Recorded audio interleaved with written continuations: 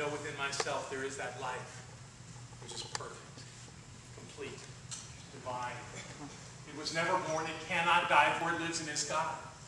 Within myself is the wholeness, peace, poise, and power of life. This life is health, it is abundance, it is love. There is one life. It is the life of God. And this is my life now. Ernest Holmes, a genius. He brings out of us that we are, shines it into the world. Oh yeah, the world. What about that? Oh, that's a trouble. We got problems there. All that bad stuff that's happening everywhere. I'm the presence of God, but you know, the world, it's just horrible. Well, it wasn't Ernest's genius or job to create a sense of how the world works. He did it for the individual. And his brilliance and his genius shines forth as that.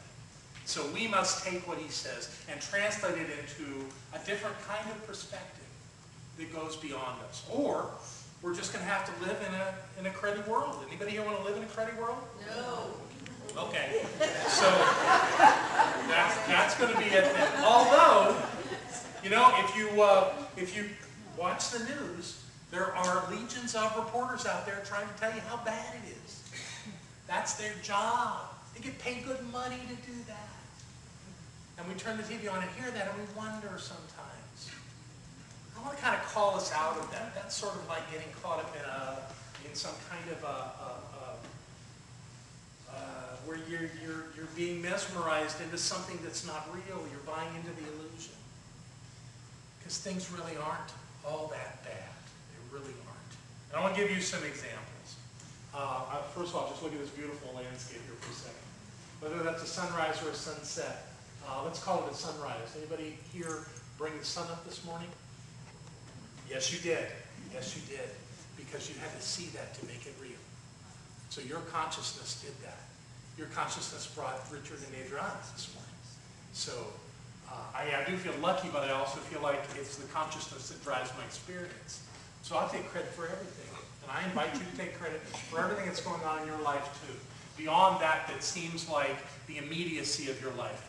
Larger than that. We're going to look at things larger than that today and see how that fits into who we are. So I think we'll start with the environment.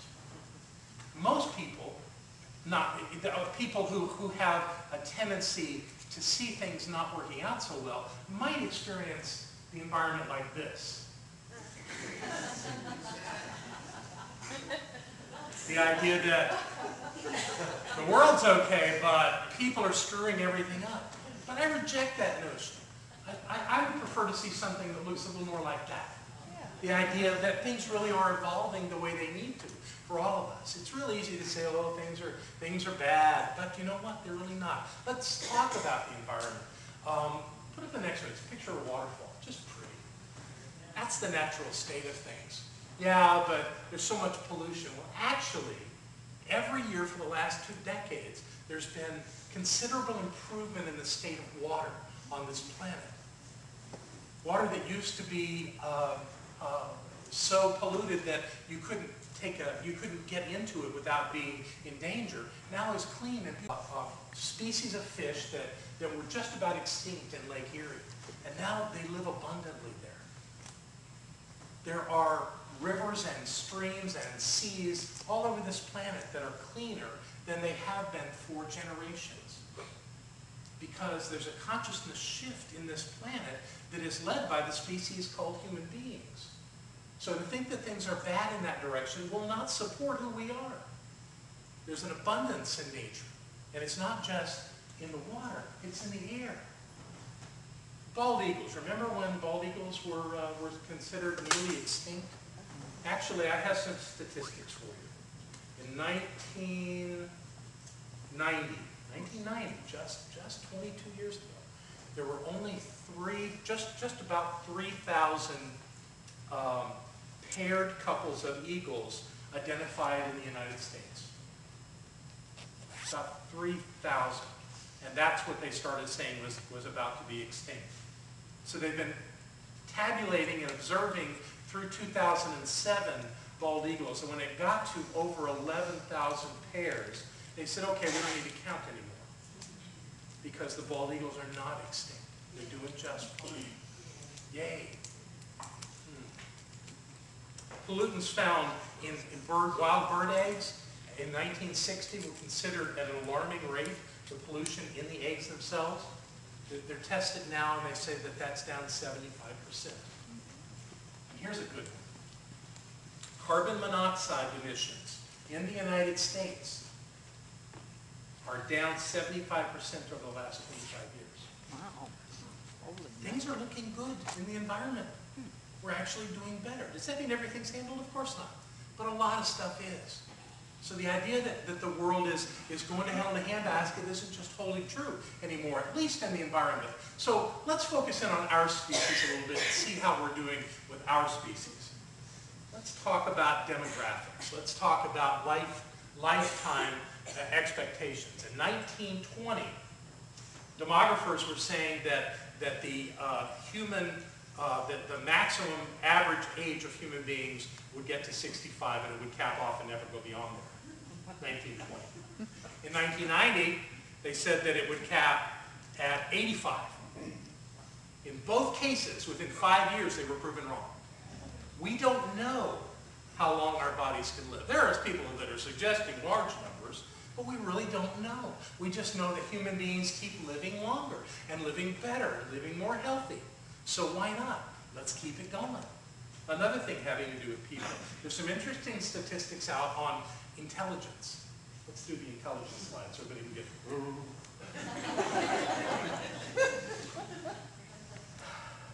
Last century, IQ scores based on age have been increasing.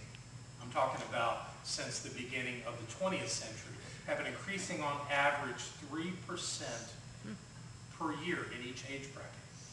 3% per year. Amazing. Amazing. That's up 30 points. That's amazing. And that's just, we're talking about on average through life expectancy, and there's even better statistics. If in those categories where people have below average IQ scores when they're young, now by the time they're 30, they're almost 10% above the average as compared to 20 years ago. Why is that? Why are we getting smarter? Well, you can say it's the IQ test and they're not accurate, but let's pretend for a moment that maybe they are accurate. What could be happening that's different? How do you get smarter? How do generations get smarter? Well, nutrition, we're eating better, and we're being more stimulated because there's more stuff that gathers our attention, our creativity and such. So intelligence is rising, just like that. Simple as that. Things are changing. They're changing for the better. Actually, being human is a pretty nice time to be human. You know, pretty nice time to come and check out the human race on planet Earth. Things are happening in a good way. Yet, it still looks like there's problems in the world. I mean, if you look at the economic situation, obviously there must be problems there. There was research that came out just yesterday, done in Great Britain. And the research was done on rich people. And what they found was that last year, rich people in Great Britain got richer. Oh, God. Bastards.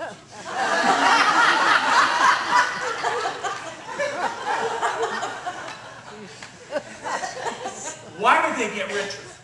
They had a consciousness for having money. That's how they got rich in the first place. Most of them anyway.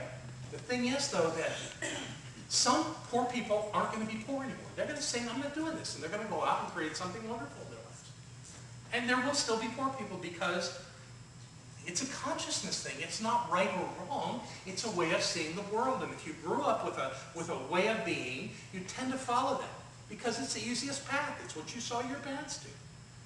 But many of us choose to do something even greater than our parents. That's the sign of that evolution of the human experience.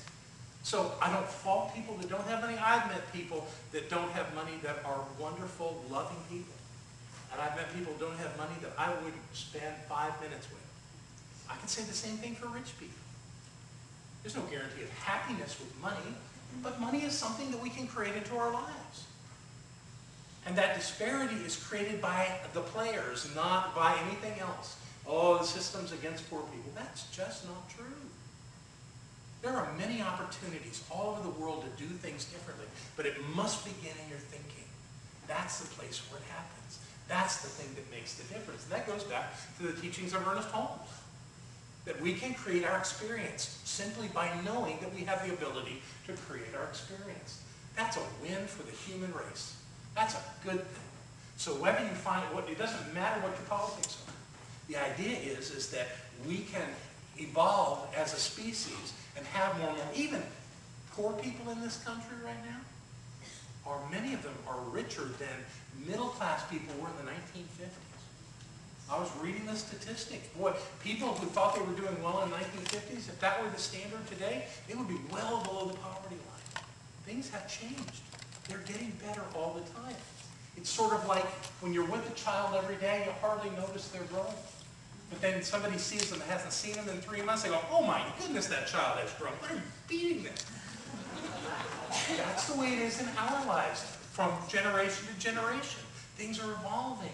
We don't see it because we're in the middle of it. The truth is that we're doing so much better than we used to do. So much better than we used to do. I have some bad news for Barbara. It seems that in the last 24 months, the price of silk has doubled.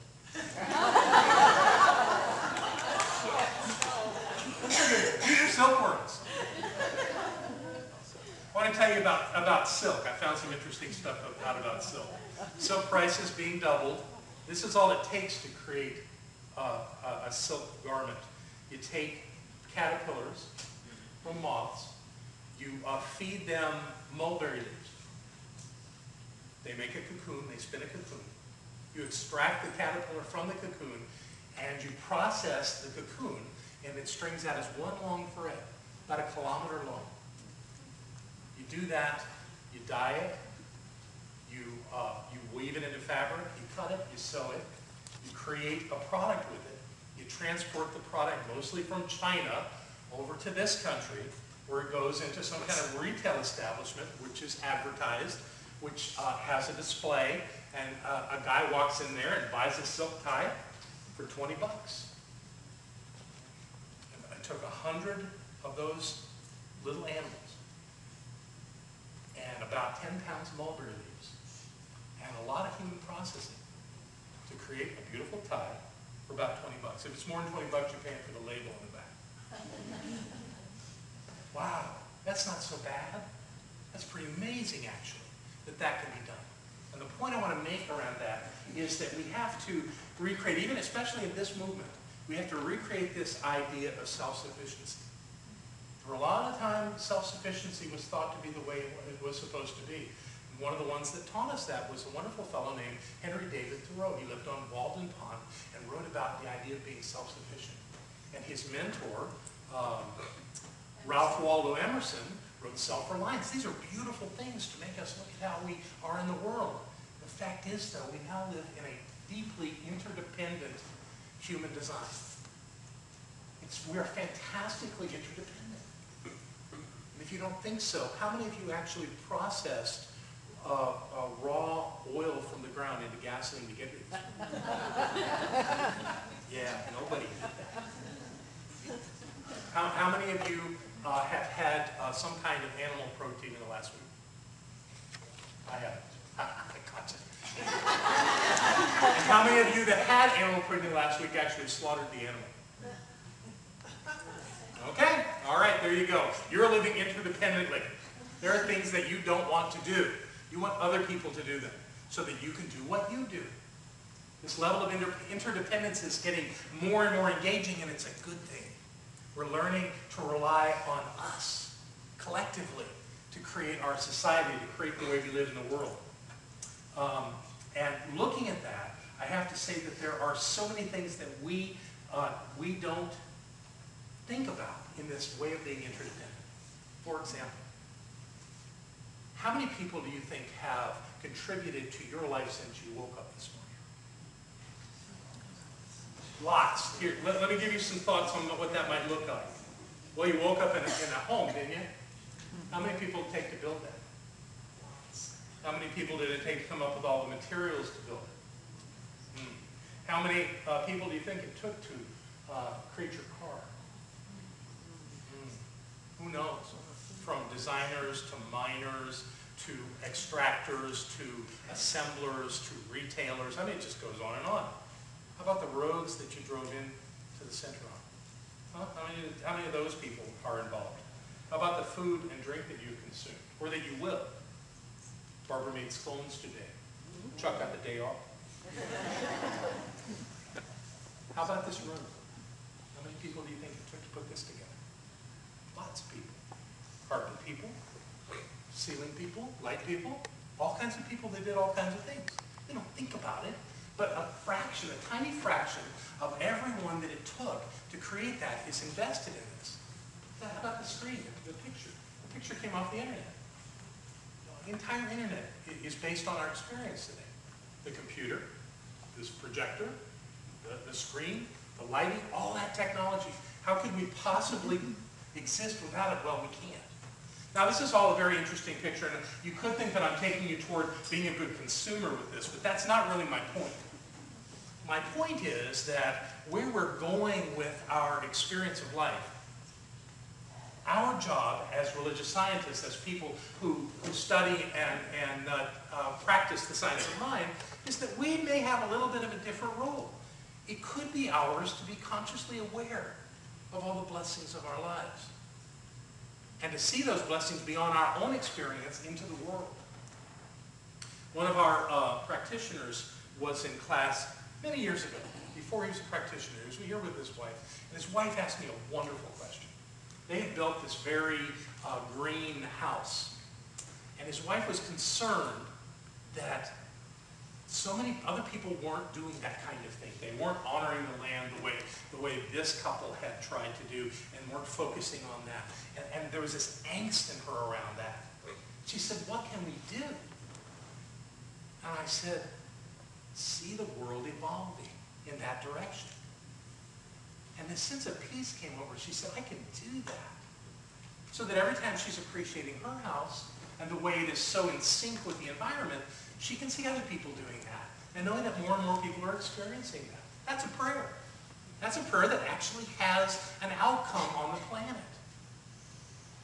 The idea of peace. Well, this is the most peaceful time in the history of humankind. But we still get every bit of news. I mean, we are so down to this 24-hour news cycle that if a child is taken and there's anything peculiar about it, you're going to see it on the news. You're going to see the neighbors. You're going to see the people at the police station. You're going to see all these people interviewed about it. And there's all this angst about this child. Well, of course there's angst about a child that's taken for any reason at all. But is that really helping us live our lives fully by doing that? So bless that and let it go.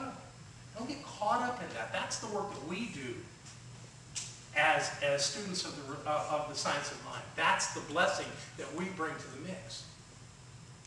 We can do this in a way that will actually influence our society, influence our species, create a change in the world, because we are changing. We are changing. Things are constantly getting better. But many people go around with that angst that it's not okay, that things aren't working out, that there's problems in the world. We have to avoid that at all costs. Our work as students of the science of mind are to know who we are in those terms that Ernest Holmes has taught us, and to apply that to every moment of our lives, to hold ourselves in that place of absolute knowing, not only for ourselves, but for life itself. Now, we have a rule around here that says, oh, we don't treat for people without permission. We're allowed to treat for our species. We're allowed to know the best for who we are on planet Earth. We're allowed to know that we're evolving into something wonderful and better than we could even have imagined. We're allowed to do that. We have work to do. We have ways to see the world that are truly going to contribute to the betterment of humankind. Our role is to maintain that high consciousness no matter what. No matter what's on the news, no matter what we hear, we maintain that high consciousness and know the truth of who we are and whose we are and where we are and how everything is unfolding. No matter what the doomsayers say, our job is to know the truth. And I'm not talking about being Pollyannic. I'm talking about influencing the outcome of the human experience by being who we have come here to be. It's no accident that we have chosen to join in this conversation. that we have chosen to come to a place like this center. It's not an accident. It's an opportunity for us to remember who we are. Our work is to get up every day and be grateful. But to do more than simply be grateful, to be the Eddie Rickenbacker, to step forward in life in a way that demonstrates our gratitude, that does something wonderful and unique. It's not that we have to contribute ridiculously with our time, it's that we balance our lives. It isn't all about what we get, it's about the flow of our lives. We want something to change. The first place we change it is by moving outward.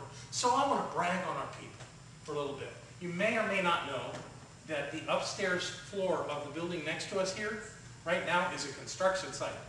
It's a mess. Looks like that. We're building walls. We're putting things together. I took that this morning with my cell phone. But what's cool about that is that this is an opportunity for change. And although it's a mess right now, there's wonderful things that are emerging from this. One is that Kurt Burnside, is Kurt in the room? He'll be here tomorrow night. Is a telecommunications expert. He's donating a new phone system to our center that's going to upgrade. Yeah, I know people who call her going, yeah, fine. We're going to have this wonderful new phone system. Cliff Rubin came in and ran the wires for us on Thursday. Other people have been up there working on this. John Gustafson has been spearheading this. You can see there's a little piece of a wall there that you can see is brand new. Let's see, Tim Wagner came in and carried that drywall and about 30 other sheets up from downstairs so that we had that to put on the walls. Diane Adam and Bill Miller got involved. They put up soundboard and insulation between the walls. John got all of the electrical set up. Warren Newell came in 2 days, and he's not here now. He left here after midnight last night, which brings up all the good old days when we were building this place and Warren would work through the night. But Warren came and finished the drywall and started doing the mudding and taping last night. He left after midnight. And we've just gotten started, but we're almost done at the same time. And if we have anyone here that happens to have carpenter skills, John would like someone to come in and help him hang doors this coming week. And the walls will be done probably by tonight, and we'll be ready to put up some walls, or put up some doors. And then we're going to look for painters. Anybody want to paint? If anybody wants to paint or has some carpentry skills, see Barbara afterwards, because she's taking names. And then I will add that I had a role in this as well. I dabbled around and helped a little bit. But what I did was, I took some of my salary from my job as president of Centers for Spiritual Living and paid for all that. So, I'm doing my part. We're all in this together, right? And I'm going to get a new office out of it, that's true, but we're also going to have a private classroom up there that has doors on it so that when people are walking by, for whatever reason, they're not interrupting the class. And we have moved doors around, moved like 5 or 6 doors around. It's all new. It's all wonderful. It's the evolution of our center space. It's wonderful. If you want to play, let Barbara know you can come play. I think the bottom line of what I want to say here is that we have the ability to create our lives.